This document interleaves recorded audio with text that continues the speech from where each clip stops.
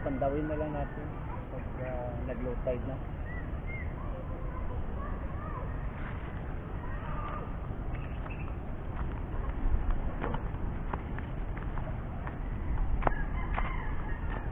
Yan mga kamads, tapos na natin i-ari ang ating mga lambat.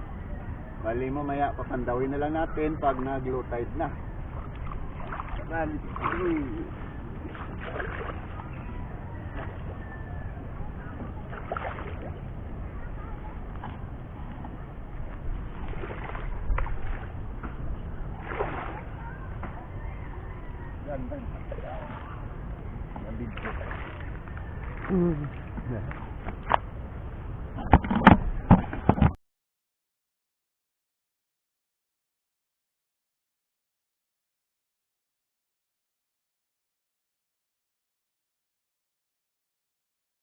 ko na dito sa ilog ang lambat. Guys, dito tayo sa sa ilog, bali dito sa kabila palaisdaan yan.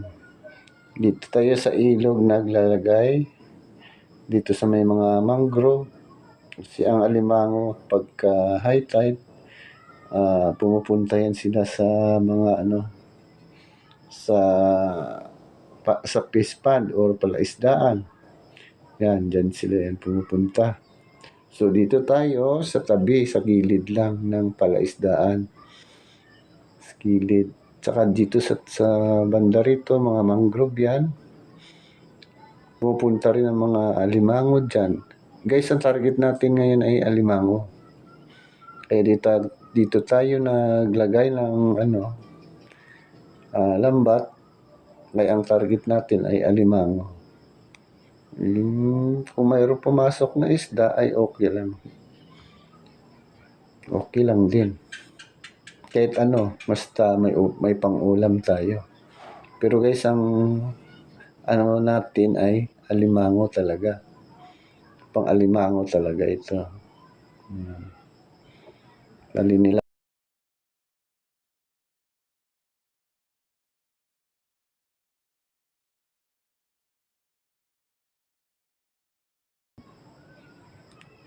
Ayan, bali mamaya medyo high tide pa ngayon, palaki pa yung dagat. Mamaya pag low tide, babatakin na natin yun, papandawin. Ayan.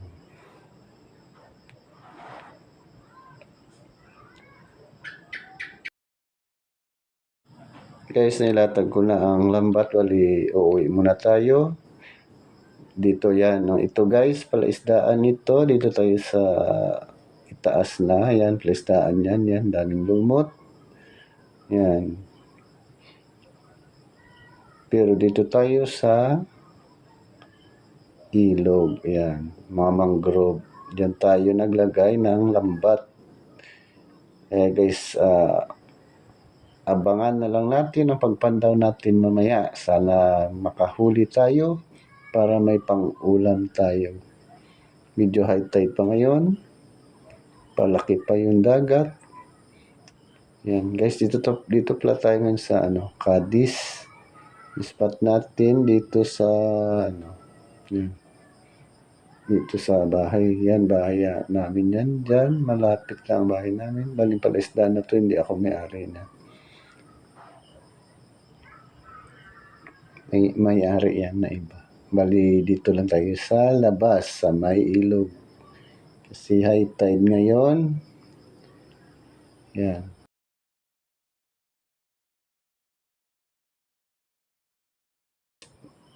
Papandaway na natin ang ating linagay na lambat kanina. Tingnan natin kung may huli na. Ayan. Bali, medyo na, maliit na yung ilog. Low tide na. Papandawin na natin ang ating linagay na lambat. Sana may mahuli tayo para may pang-ulam. Ayan. Diyan guys. Oh.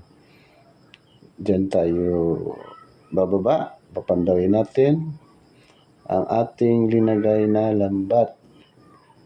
Ayan. Baba tayo. Guys, papandawin na natin. Ayan guys, meron na tayong huli. Isang alimango. Ayan. Meron na tayong nahuli. Medyo malaki-laki na rin. Okay, good size na yan. Yan guys, wala pala tayong lagayan.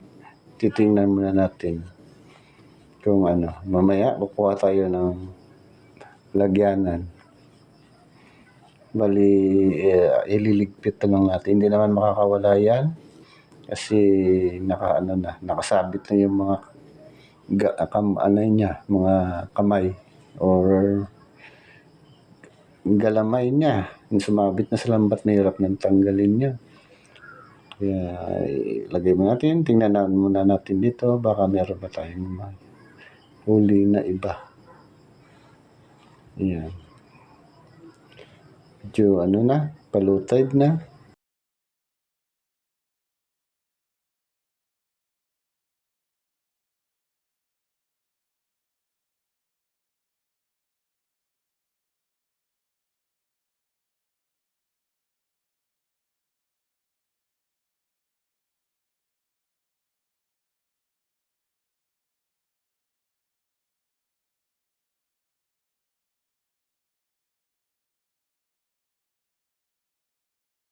Baka magic ko yung nahuli nating alimango. Okay. Ganyan. Ayan na. May pang-ulam na tayo. Ayan. Ayan guys. Tingin na lang natin ito. Tingin natin itong video. Ayan. Ayan natin sa ito.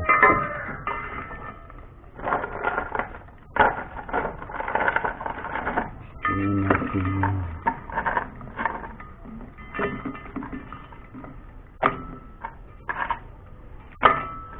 Ayan. Guys, kuha tayo ng lubi or nyug. Buko yung isabaw natin sa ating nahuling alimango. Bali nyug. Yung buko. Isabaw ng buko. Medyo matamis-tamis yun. Yan ang isabaw natin sa ating nahuling alimango. 3 piraso na alimango. Yung sabaw natin ay buko. Yan, abang-abang guys. Aakyat tayo sa puno.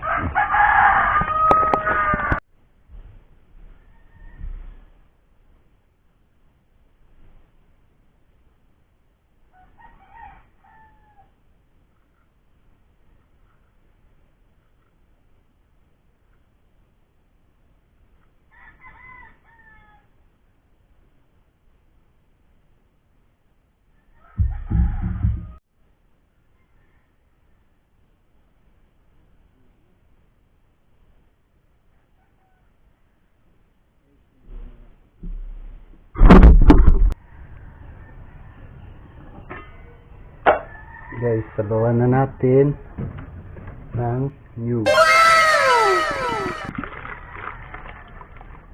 Yan. Yan ang isabaw sa alimango. Yan ang magluluto sa kanyang sabaw. Guys, abang-abang. Salang na natin. Tara, let's go.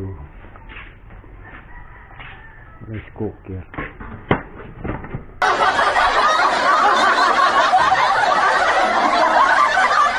Pakuluan natin.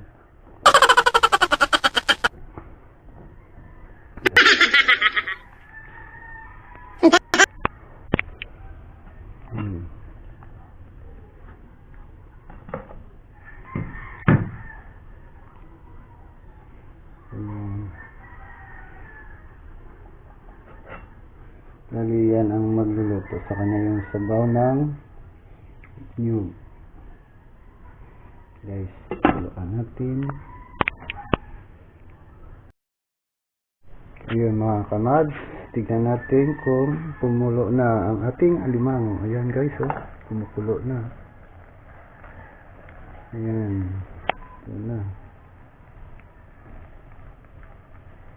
Bali sabaw, ano yan, tubig ng buko o nyug yung linagay natin.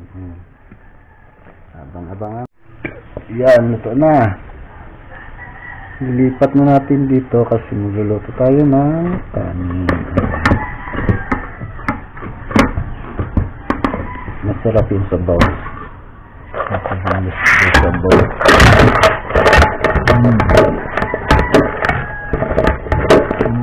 Bang. Ayan, oh. Binabai.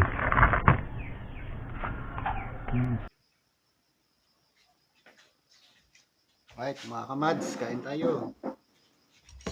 Kain tayo mga kamads. Ulam natin ay alimango. Nahuli natin kanina sa lambat. Kain. Bakit puro alimango lang aking nahuli. Wala akong huling isda. Puro alimango lang.